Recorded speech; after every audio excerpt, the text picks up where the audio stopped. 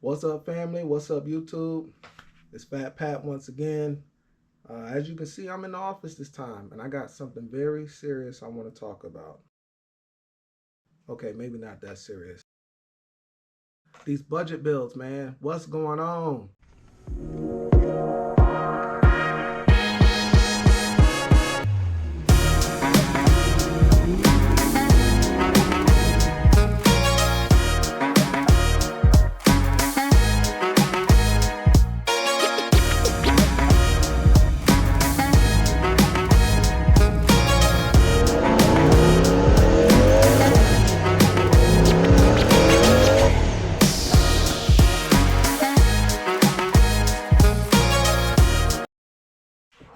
All right, so first, let me start off. First, let me start off by talking about these budget builds. All right, let me start off with what a budget build is to me. Okay, a budget build to me is essentially, I mean, it can come in various shapes and sizes, right? It can come in the form of, hey, I bought a donor vehicle and I used the motor out of it, and I sold the rest of the parts on the vehicle to essentially break even, right? And basically it was a budget build. I used the engine in its same form, same fuel system, everything, transplanted it over into another vehicle. That's one way. The other way that I consider as a budget build is basically where you go to the junkyard, you find yourself a motor, you pull it out, and you attempt to stuff it in the car that you decide to put it in, that you decide to do your swap on, right? There's many different ways to do budget builds, right? Some people decide not to crack open the motor. Some people decide to crack open the motor. But yeah, it comes in many different sizes and many different ways to compare it. Now, when it comes to how I feel about a budget build, okay, I think a budget build is more or less a case-by-case situation, right?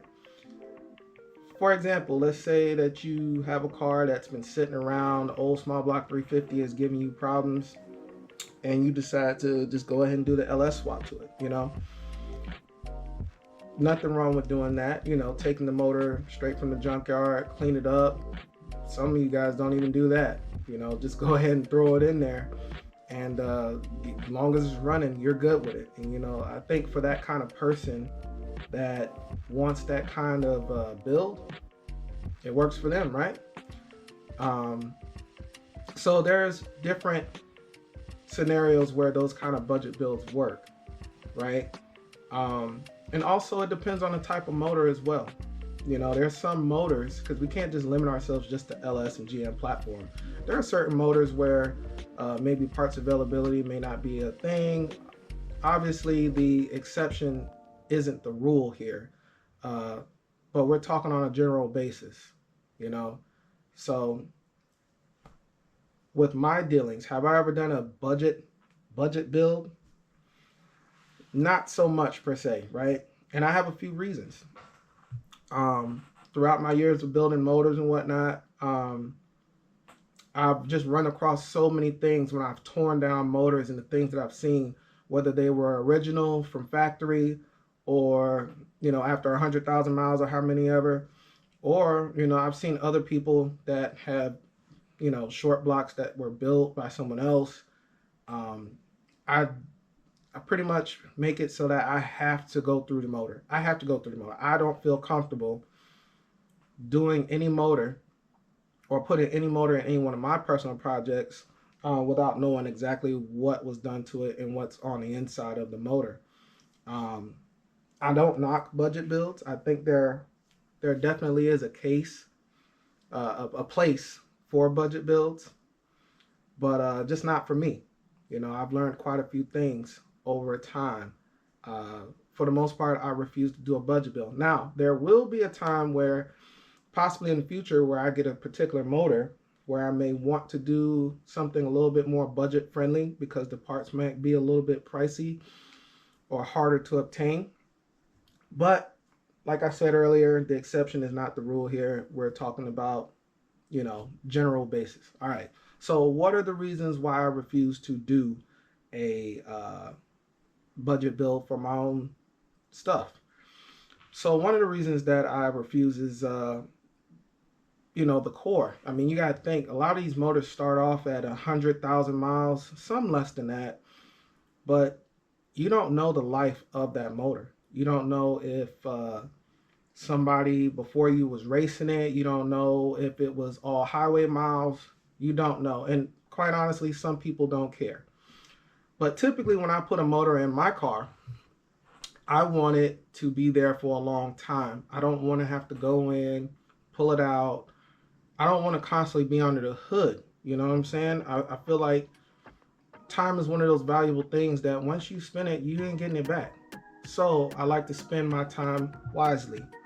And spending it wisely for me means going through, looking at, checking the bearings, replacing the bearings. I mean, if you're going to open the motor, do it right the first time, Go ahead, do it right the first time. Replacing the bearings for one. Rods, I get it. If you're not doing anything over a certain amount of horsepower, typically you don't need to upgrade rods. We'll say for like a LS platform in this situation. If you're not going over like 500, some people like to push the envelope, but I like to keep things more on the conservative side. But if you're not like going over 500 horsepower, stock rods will more than likely do the job. Gen 3, that is. Now, Gen 4, you can push a little bit more, and that's typically all I will run as far as an OEM type rod. I won't run a Gen 3. Nothing against those that run it. Just for me, typically I plan to run forced induction down the road. I build all my motors for forced induction, whether we decide to do it or not. I always build it that way. Typically, normally it's a forged rod or in a forged piston. That's normally the route I go. Another thing too is the piston. There's many different types of piston designs. Mind you, right? Like I keep saying, the exception is not the rule. I get it. The stock pistons can probably handle over 1,000, who knows, 1,500. Okay, that's fine. But for how long? For how long until it's like, oops, it's done. You know what I'm saying? Now all the money that you put into your car, into your build, essentially is wasted. Why take a chance? That's my whole thought process on it. Just do it right the first time. Make sure you have the right bearings in there, right? Whether you're racing or not, a nice set of Clevites will do just fine. And I'll do a bigger breakdown on this probably later, but don't mix up racing stuff for street applications, right? There's a reason why they have separate bearings for racing and separate bearings for street application. All right, more on that later. Do your research before you start throwing whatever inside your motor. Also, piston rings, man. Piston rings is a big one for me. Like, I've taken the time to learn the different designs of piston rings, the different material, the different tapers, what they're used for, their applications. Like, that stuff is important, and I get it. A lot of people get away with running the stock rings and just gapping them and slapping them back in. I'm sorry, but for me, and what I like to do, I like to have peace of mind. I like to know that, hey, my rings are gapped at 25 thousandths and 28 thousandths or 30 thousandths for a boosted application, whatever it is, according to the piston ring manufacturer recommendations. That's usually what I go by. Yeah, so I like to know. That's really what it boils down to. Nothing against those that like to run those stock blocks, stock bottom ends. Nothing wrong with that. Obviously, we know the stock crank is going to hold its own. I mean, not that I've seen. I haven't seen a stock crank crack shoot over 1,000 horsepower. I've never seen it. Number two, or reason number two, the oil pump, man. When you get these old motors and they come in all dirty and crusty because you're trying to do a budget build, take the time to go ahead and swap the oil pump. Swap all that stuff out, man. Get it right, because we all know that the oil pump is the heartbeat of the motor. Essentially, you gotta have oil, right? You can't do any of this without oil pressure, right? Those springs inside of inside the relief spring inside the oil pump, all of that stuff, it gets weak over time, right? Swap it out, get a new one, Understand the difference between a high volume oil pump and then a high pressure oil pump. Which one do you need? You know, make smart decisions behind it, and that's money that's well spent. You can't go wrong with that. I think even if you do get a block right out of the junkyard, which is where we all start for the most part, right? You definitely want to take the time to go ahead and swap out that oil pump, okay? Next up, fuel system, man. I don't care what it is. Fuel injectors, the hoses, everything, man. The fuel rails, the fuel pressure regulator, I buy all that stuff new. I don't play with it, okay? If you've been around motors long enough, you know that fuel system issues can give you so many problems, like stuff that you probably didn't even see coming, like random stuff, man. Stuff that if you're not tech savvy with, you know, with tuning and all that stuff, you might not never find what the problem is. It can give you issues from the motor idling up and going down, idling up and going down, just all kinds of crazy stuff. Take the time, make sure you have good fuel injectors, right? Reputable fuel injectors. These fuel rails, man, y'all playing around with these fuel rails. I'll tell you, I just saw not too long ago where a guy bought these cheaply made fuel rails, right? And he slapped them in because everybody thinks a fuel rail is a fuel rail, right? Well, come to find out, this dude caught his motor on fire, like straight up in flames. He was trying to start it up on the stand, and it just lit the whole motor up on fire, man. And it just goes to show you that sometimes you get what you pay for. Buy quality parts, right? I feel like our cars, our builds are worth it, you know? Take the time, buy the quality parts. Come to find out, the holes that were inside of the fuel rails were actually oval. They weren't even fully circular. Like, they weren't all the way round. They were oval. So it allowed some fuel to leak out while he was cranking it, and, you know, he threw some starter fluid in it and it caught the whole thing on fire. You know, he had spark. So it's very unfortunate. Those kind of situations do happen, and it usually boils down to us trying to take the easy way out and save a penny, save $1 here and there. Like, take the time, buy the good stuff, man. You don't have to buy the biggest name stuff. I mean, there's different levels, right? There's different levels to what you know, what brand you can buy. Like, you can buy, you know, you can go top tier. I like to buy Aeromotive, right? I like Aeromotive. They've been around for a while. I've dealt with their customer service. That's another thing too. I like to deal with that brand because if I have an issue, I can reach out to them directly and they'll get me straightened out. There's all kinds. There's Field Tech. There's a lot of companies out there that support, you know, the LS, General Motors, Ford, all these platforms, right? So do yourself a favor. Don't skimp out. It's your horsepower. It's your build.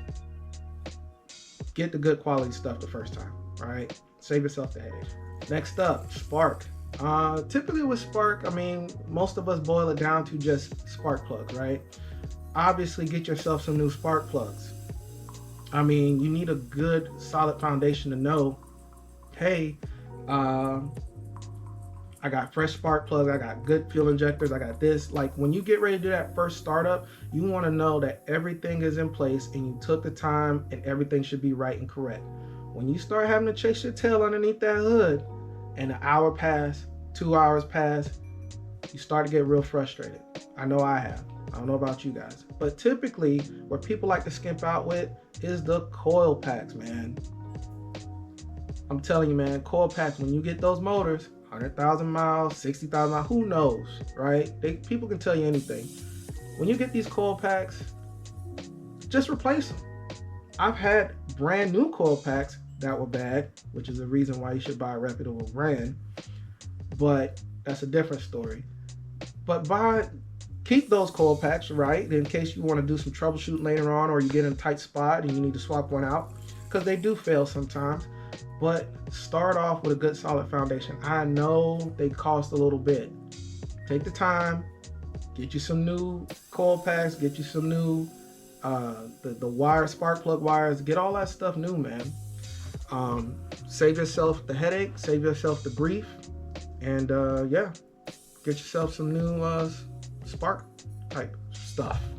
Anyways, the last thing I want to talk to you guys about is my biggest head herder. Number one reason why I refuse to do a lot of these budget builds. I can't just slap a motor in any of my projects. Sensors. Man, I know you guys know that if you've been around cars doing this for any amount of time, you know that the sensors can really be a pain in your behind, man. I mean, even with my build, Waukesha, I spent all this money and stuff on it,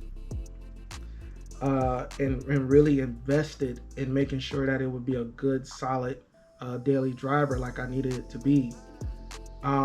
Its first start, it didn't want to start, man. The first start, it didn't want to start. I was cranking and cranking and cranking. It would kick over a little bit. I'm like, come on, man. I know I built this motor right. Like I said, having a solid foundation helps. It goes a long way. Come to find out, it was a cam position sensor, right?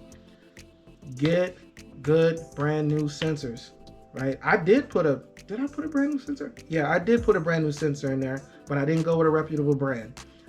I went the cheap route. Something that you should never do with a sensor. Like, the sensor is the lifeline. You need that, right? Just as much as you do the computer, the ECU, right? Get brand new sensors. I don't care if you take it straight out of the junkyard, bare minimum, new sensors. I know a lot of people are gonna fight me on that, but I'm telling you, I don't know. Maybe I just don't like being underneath the hood. I'm one of those weird guys, those weird builders that once I build it, I don't want to have to do nothing else with it, man. I don't want to do nothing else. Like, it's done. I put all my hard work and effort into it. I need this thing to run, and I need it to run good. All right, so I don't take any shortcuts when it comes to my sensors, man. Your crank sensor, cam position sensor, map sensor, all of these sensors, throttle position sensor, all of that stuff needs to be tip top on point. The ECU reads it, right? It needs to know what's going on at the end of the day. And another thing, since we were talking about sensors, the computer, right? There's a lot of different computers out there. Me personally, I like to tune my own stuff, right? I'm not a professional tuner or anything by any means, but I know that what I do for the most part, it works. It gets the car running, it pulls good. I know what I'm looking for the most part in terms of safety margins and whatnot. So for me, I like going aftermarket standalone field management systems, right? I'm a big advocate for Holley Terminator X, and then that software. It's a great software. I think it's very user friendly. And if you were somebody that started off working with carbs and you did your research on EFI, you won't have too big of a learning curve. You do need to do some learning and teach yourself some things. Maybe take a course. There's plenty of courses out there, but Holley is very user friendly. They also have this Haltech, the Rebel series. You know, there's a lot of good stuff that I'm hearing about that, and I'd be interested to take a look at that as well someday in the future. But right now, I'm pretty comfortable with my Holley stuff. That's where I started. That's what I know for right now. Now, when it comes to the HP tuners, I did take a look at HP tuners a while back. Mind you, this is not a review on any of their stuff. This is just my personal interaction with it. HP tuners, I think they have a very solid platform. I think it's great, especially for GM platform and Ford and Dodge. I personally haven't really tinkered with it, but from looking at it from the outside looking in, yeah, it looks like it's a little bit much for me. It's going to take me a little bit of time to adjust from the Holley Terminator mindset to Holley HP. Maybe I might dibble and dabble in that, but I'm more likely to mess with the Haltech setup more than anything. And then there's Field Tech. You know, Field Tech, that is one of those systems that I really want to dive into one day. I don't know if I'll ever get a car or a system that will really need what Field Tech does, because Field Tech is pretty solid. I'm not gonna lie, from just outside looking in now. And then I'm not trying to down anyone that uses the original ECU, right? There is room for that too. There are times where you need, you could use the original ECU, but I don't like being limited. right? If I say, hey, I want to put nitrous, or hey, I want to put a turbo on this, whatever it is, I don't want to have to think, oh, well, my ECU can't handle it. My ECU won't do it. I don't want those problems. Nope. I'll just go ahead and get the nice brand new ECU directly from Holley. If I have any issues, whatever it is, I can just call Holley Tech support. Now, some people have mixed reviews on Holley Tech support. I've had great experience with Holley Tech. I remember a while back when I was building War Machine, I had an issue where I think basically somehow I managed to wipe out the digital dash. I called up Holley Tech support. The guy was really cool. This was actually during COVID time, I think. The guy was really cool. He just said, hey man, I'm gonna send you another one. Just make sure you put the other one in the box. You don't have to worry about anything else. Leave it outside and UPS will come pick it up. And I'm telling you, just like that, within a day, it was a next day air kind of situation. Within 2 days, I mean, I had what I needed. It was in the car. Everything was working fine. It might have been my fault. I don't know. It was my first time, so I wouldn't put it past myself. But yeah, man, they have great tech support. But yeah, not to knock the stock ECU. If it works for you, it works for you. Overall, wrapping up this video, if it works for you, it works for you. Unfortunately, for a lot of my stuff, it doesn't work for me. I mean, you gotta think, a lot of people like to do things for now and then upgrade later. And that's okay too. What I tend to notice is that when we do that sometimes, sometimes you end up spending more money than you would have if you were to just go ahead and buy the nice stuff up front to begin with, right? That's why I always tell everybody, when you build motors, have a plan and speak with a reputable engine builder, somebody who has built a few motors and had success. Speak with somebody that knows what they're talking about, because you actually kind of save money in the long run when you deal with somebody that knows what they're doing. There's people out here swapping motors for the low. I'm talking about like $2,000, they can have you up and running, you know what I'm saying? And that's fine, but what I typically see with those kind of builds, I usually see that there's wiring everywhere. It just looks janky, man. It's nothing clean. Sometimes they'll clean the motor, sometimes they'll just slap it in just the way it is. That's not cool, man. You know, start off with a nice clean foundation. Take your time, take pride in your work. You know, I get it. You paint the block, nobody's gonna hardly see it. I still do it though, you know? I still do it because I know what it looks like up underneath there. And I know that any product that I put out for anyone else, they gonna know what's up underneath there, you know, even though the front accessory drive covers a lot of that up. But you still wanna make sure you present a nice, clean product to start off with, man.